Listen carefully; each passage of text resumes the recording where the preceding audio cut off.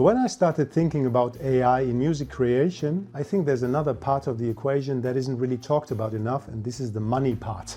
I think the main difference, if we talk about this StarTech replicator age of music creation, is that there is no money really changing hands to the original creators, because in the past, if you had loops or beats or a sound library, you would have to pay somebody. AI is basically just hoovering up everything and then spitting it back out based on probability.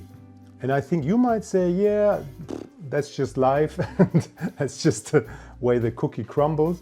I think there's a logical break in the argument, and I do call it the kaleidoscope fallacy. What does that mean? I think, if you look at a kaleidoscope, there are all kinds of things you can see, and you could say, I never see the same image twice, right?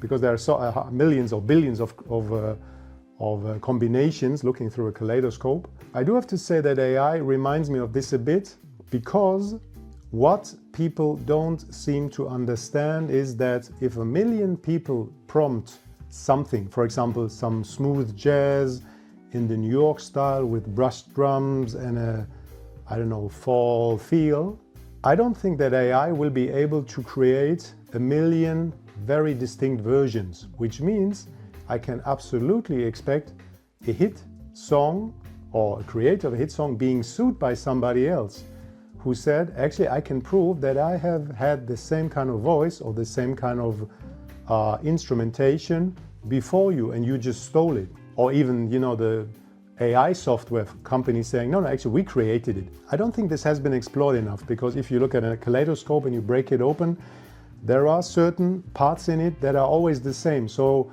the type of things that you can see, however different every time, are very limited. There are certain shapes you will never be able to see, or certain colors, because it's just not in the system.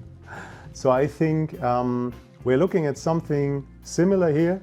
What I do expect to happen is basically the general level of music creation by everybody, right? By amateurs and by professionals being raised. Just as the level of creating band posters had been raised after, the introduction of Office. But I think it will start to sound very samey, because the AI is basically moving towards a certain, focal point in the distance that it will always trend towards, because it's all based on probability. I think we need to talk about the terminology.